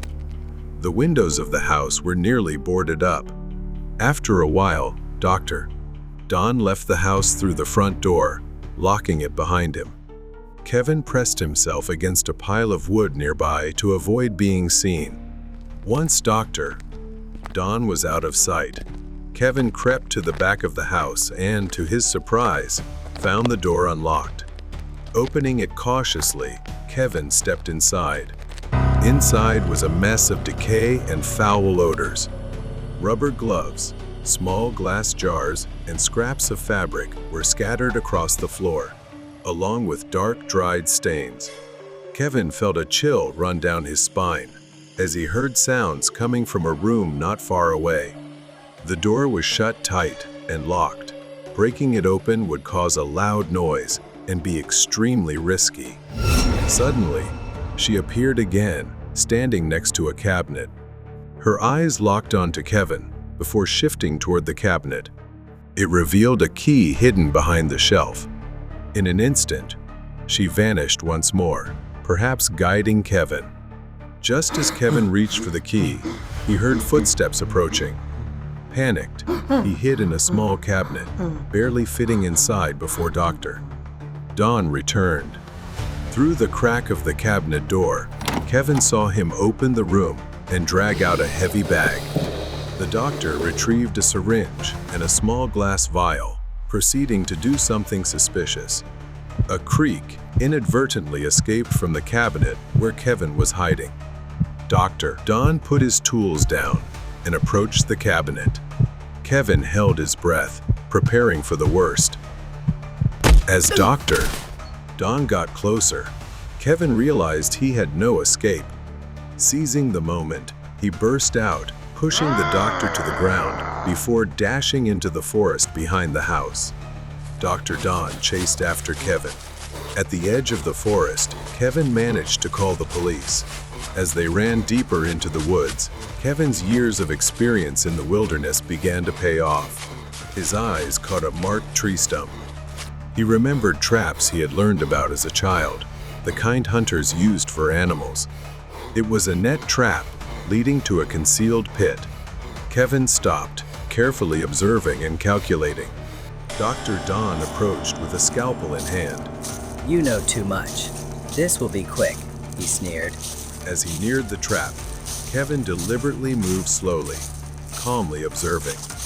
Suddenly, Kevin jumped aside. Dr. Don lunged forward, oblivious to the trap. Bam! A loud snap echoed as he fell into the concealed pit, screaming in pain. Shortly after, the police arrived and uncovered the horrifying events that had taken place in the house. Dr. Don's past was plagued by an abusive father. He had built a facade of respectability, but was, in reality, a monster. He would overdose his patients with drugs and record their suffering while laughing maniacally. Many had met unjust ends at the hands of this madman. The woman Kevin had seen was found deceased at the scene. She had sought help, likely for her sister, who had also been held captive in the same house. They had both uncovered Dr. Don's depravity. Kevin was haunted by everything he had experienced. He wondered how many others like her had wandered into the dark corners of the world, waiting for someone to help before it was too late. In the end, though, Dr. Don finally faced justice. The sinister plan of the imposter. Leo, a 13-year-old boy, was sent to stay with his Uncle Donnie in a remote, isolated town for a few weeks, while his mother resolved some personal matters. He never imagined this visit would turn into a nightmare. When Leo first arrived, Uncle Danny was a warm and friendly man, welcoming him with open arms. For the first few days, everything seemed normal. The house was old but cozy. However, as time passed, Leo began noticing strange things. Uncle Danny's behavior grew increasingly erratic. He would spend hours staring at the walls, mumbling to himself, and engaging in peculiar habits. One evening, Leo spotted his uncle in the yard with a net and a glass jar, seemingly catching something peculiar. Then, Uncle Danny brought it to the backyard balcony. What Leo saw next left him frozen in disbelief. Leo saw his uncle holding a larva. To his horror, Uncle Danny calmly placed it into his mouth, swallowing it without any sign of disgust. Leo tried to dismiss it, thinking it was just an eccentricity, but the strangeness grew. Uncle Danny's cooking became odd. Once delicious meals now looked disturbing, sometimes containing unrecognizable ingredients. One night, Leo started suspecting something far worse was happening. He called his mother, explaining what he had witnessed, but she didn't believe him at first. He needed evidence. Leo's unease grew as Uncle Danny became increasingly distant and frightening. At night, Leo began hearing strange noises coming from his uncle's room. Uncle Danny even avoided eye contact, something he never did before. His smiles became forced and unsettling. One afternoon, Leo snuck into the kitchen to take pictures and videos of his uncle preparing another strange meal. The photo shocked him. From this angle, his uncle looked unrecognizable, his features distorted. Terrified, Leo sent the photo to his mother. Her initial skepticism turned into horror. She called him back. "Leo, you need to stay calm. Just wait there. I'll come get you," she reassured him, though Leo could hear the anxiety in her voice. As time passed, Leo began to feel an overwhelming pressure. He couldn't just wait. He had to do something before it was too late. He remembered his mother mentioning Uncle Danny's insomnia. Recalling the bottle of sleeping pills in the bathroom, Leo quietly took it and slipped it into his pocket as he tiptoed into the kitchen. Uncle Danny was there, his back turned to Leo as he prepared something with a foul, frightening smell. Leo quickly crushed the pills and mixed them into the food. That night, Uncle Danny ate the food without suspicion, but he quickly fell into a deep sleep. Leo sat in his room, waiting. The storm outside raged on, and the world beyond seemed to be closing in on him. His mother called again, telling him that a light snowstorm was sweeping through the area, but she would try to get there as soon as possible. Time was running out. Hours passed. Leo couldn't take it anymore. He had to ensure his mother would arrive. He went downstairs, and that's when he saw him again. Uncle Donnie approached Leo in a frightening manner, but Leo smiled, acting as though nothing was wrong. Leo told him his mother was coming to visit, and that she said she was very hungry. He asked if Uncle Danny could help him prepare a meal for her. Leo breathed a sigh of relief when his uncle froze for a moment before smiling and agreeing. It felt like a narrow escape. Leo needed to come up with more ways to stall for time until his mother arrived. The upcoming moments would be a living nightmare. After a while, Uncle Danny went to the back of the house, while the snow outside continued to fall heavily. The ticking of the old clock seemed louder in the silence. Suddenly, the doorbell rang. It was a man standing on the doorstep, his face pale and cold. He introduced himself as being from the town hospital, saying that Uncle Danny hadn't shown up for his volunteer shifts in days and hadn't been heard from. Leo didn't know how to respond, unsure if his suspicions were correct, so he simply said Uncle Danny was out. The man left, but Leo's unease continued to grow. Later, while Uncle Danny was away, Leo didn't know what to do, so he began exploring the house and discovered secrets in the basement. When he opened the basement door, the room was cluttered with old boxes and furniture. He found jars filled with strange, wriggling creatures, along with the rancid stench of rotting food. Among the mess, Leo found an old photo of two people, a woman and a man. The man looked strikingly like Uncle Danny, only older and slightly different. The snowstorm worsened. The lights flickered, and eventually, the house was plunged into darkness. Leo used the dim glow of his phone flashlight and slowly crept up the stairs. He wandered toward the living room aimlessly. Then suddenly, a creaking sound came from somewhere in the house. In the living room, through the faint light streaming in from outside, Leo saw a figure sitting on a chair, facing the wall. It was a familiar silhouette. The silence in the room was stifling. Without warning, Uncle Danny suddenly turned around, his wild, vacant eyes glaring at Leo. "You think I didn't know, Leo?" Leo froze, fear washing over him. His heart pounded as if it wanted to escape his chest. He swallowed hard, trying to stay calm, but his hands began trembling. Donnie took a step closer, leaning in, his voice low and tense. "You ate the cake in my fridge, didn't you?" Leo froze, his eyes wide, muttering a vague apology and offering an excuse to deflect suspicion. In truth, he didn't even know the cake existed. Moments later, the lights came back on, and Leo tried to think of a way to stall until his mother arrived. In his anxiety, he recalled Uncle Danny once mentioning a small cellar under the kitchen where he kept special items. He asked his uncle to retrieve an item for him, claiming he was afraid of the dark and confined spaces. Donnie paused, staring at Leo with a puzzled expression. "All right, Leo," he said, his voice slow, as though contemplating something. Then he uttered a chilling sentence. "One last time, I'll indulge you." Danny bent down, yanking the cellar door open. The hinges screeched loudly in the eerie silence as he squinted into the darkness below. The cellar was pitch black, and a musty odor wafted out, forcing Leo to step back to steady himself. As Danny was halfway into the cellar, Leo suddenly heard him let out a cold, menacing chuckle. Then he stopped, looked up at Leo and said, "You know, Leo, there's so much more to discover down here. Would you like to come in?" Leo shuddered, fear rising in his throat. But he managed to keep his composure and immediately declined. Donnie laughed loudly, then continued descending into the cellar. Once he was completely out of sight, Leo realized he had only one chance.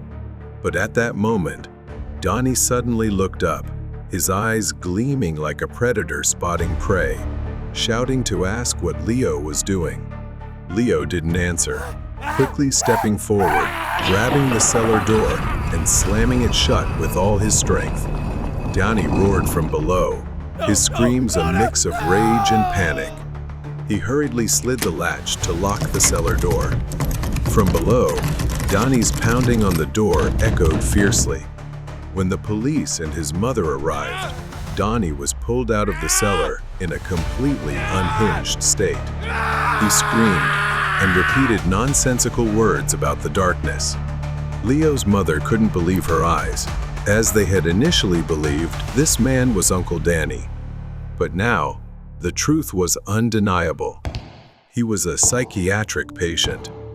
During one of Uncle Danny's volunteer shifts at the hospital, where the man was being treated, he had met Danny and felt a strange connection.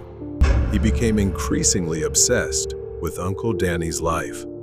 When Danny mentioned Leo's upcoming visit, he decided it would be fun to experience that life, taking Danny's place. His mother held him tightly after everything they had just learned. It was over, but the pain of the loss and the truth about his late uncle would haunt Leo in sleepless nights to come.